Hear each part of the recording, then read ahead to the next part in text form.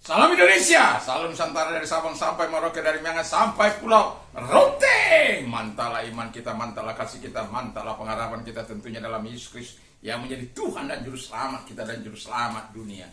Jangan katakan bahwa Yesus itu bukan Tuhan, jangan katakan bahwa Yesus itu bukan Juru Selamat. Karena dia adalah Tuhan sekaligus Juru Selamat bagi kita orang yang percaya.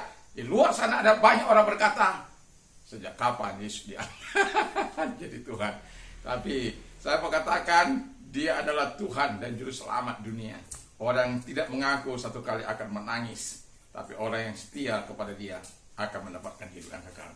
Puji nama Tuhan. Saya akan membaca firman Allah dalam Yakobus 2 ayat 14, 17, 18. Apakah gunanya saudara-saudaraku jika seorang mengatakan bahwa ia mempunyai iman, padahal ia tidak mempunyai perbuatan? Dapatkah iman itu menyelamatkan dia? 15. Jika seorang saudara atau saudaranya tidak mempunyai pakaian dan kekurangan makanan sehari-hari.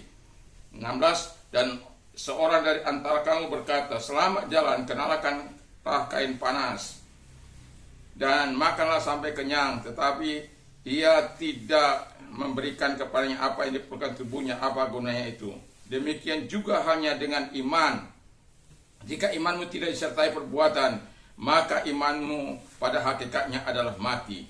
Tetapi mungkin ada orang berkata padamu pada hari ini, padahal ada perbuatan. Aku menjawabnya kepada dia, tunjukkanlah kepadaku iman itu tanpa perbuatan, dan aku akan menunjukkan kepada imanku ada dengan perbuatan. Terima kasih. Mari kita berdoa dulu.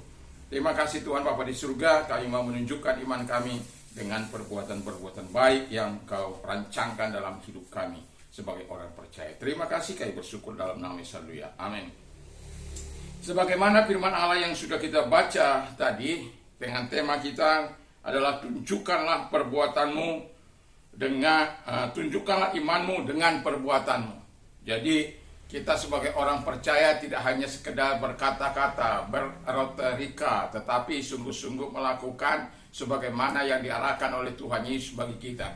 Jadi orang yang beriman itu tidak akan lepas dari perbuatan-perbuatan. Dan yang mau saya katakan yang pertama adalah perbuatan kita atau perbuatan kita itu menunjukkan iman kita. Itu sebabnya Yesus mengatakan, kasihlah Tuhan Allahmu dengan segenap hatimu, dengan segenap kekuatanmu, dengan segenap akal budimu. Supaya apa? Ketika kita melakukan, ada standar, ada kebenaran, ada kehendak yang daripada Allah yang kita lakukan. Bahwa yang kita lakukan itu adalah karena kasih Tuhan. Jadi iman kita bukan tanpa dasar. Iman kita itu kita perbuat karena kasih Tuhan. Itu sebabnya dikatakan kalau iman tanpa perbuatan adalah mati. Dan itu tidak ada gunanya lagi. Dan biarlah kasih kita, biarlah kasih dari Tuhan itu kita tunjukkan melalui perbuatan yang disertai dengan iman. Yang kedua adalah perbuatan baik adalah bagian dari iman. 3 Yohanes 1 ayat 11 dikatakan, orang-orang yang melakukan baik, hal-hal yang baik itu adalah atas kehendak Bapa di surga. Dan segala yang baik, yang sempurna datangnya dari Tuhan. Nah, karena dia datangnya dari Tuhan, hal-hal yang baik itu kita harus lakukan dengan iman kita. Haleluya. Jadi biarkanlah kasih kita, biarkanlah kemurahan hati kita ada dasarnya, karena kita mau melakukan kehendak Bapa di surga. Dan sebagaimana ayat 18, tetapi mungkin ada orang berkata padamu, ada iman padaku dan perbuatan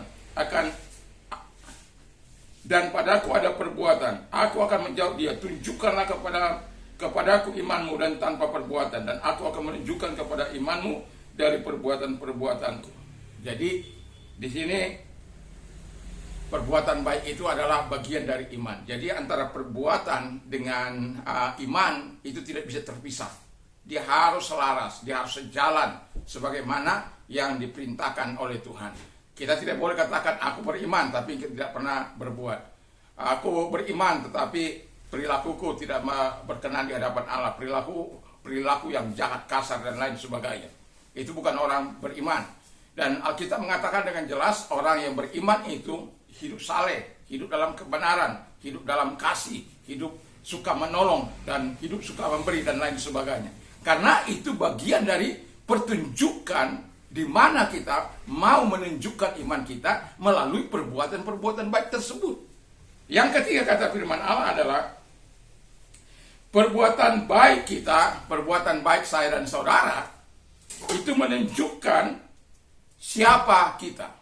Ya, jadi pertunjukan-pertunjukan yang kita lakukan, perbuatan-perbuatan yang kita lakukan, itu menunjukkan siapa kita. Jadi kalau dalam Alkitab 2 Timotius 3 ayat 17 dikatakan, dengan demikian tiap-tiap kepunyaan Allah diperlengkapi untuk setiap perbuatan baik. Haleluya. Jadi kita menunjukkan siapa diri kita ini, bahwa kita adalah orang-orang yang melakukan kehendak Bapa, orang-orang yang melakukan kehendak Yesus Kristus dalam kehidupan kita. Sebagai orang yang percaya kepada Tuhan, sebagai orang yang melakukan kehendak Bapa di surga di dalam nama Tuhan Yesus Kristus. Jadi ketika yang ketiga ini, perbuatan baik kita akan menunjukkan siapa kita. Kita adalah milik Tuhan, kita adalah milik Kristus, kita adalah milik Roh Kudus, kita adalah milik Bapa di surga. Dan karena Bapa penuh dengan kasih, karena Bapa penuh dengan perbuatan-perbuatan baik, karena Bapa penuh dengan cinta kasih, seharusnya dengan iman yang kita tunjukkan melalui perbuatan-perbuatan itu menunjukkan siapa kita. Bukan menunjukkan saya ini hebat, bukan menunjukkan saya ini luar biasa, bukan menunjukkan tentang siapa kita, tapi menunjukkan tentang siapa Allah itu melalui perbuatan-perbuatan baik yang kita tunjukkan.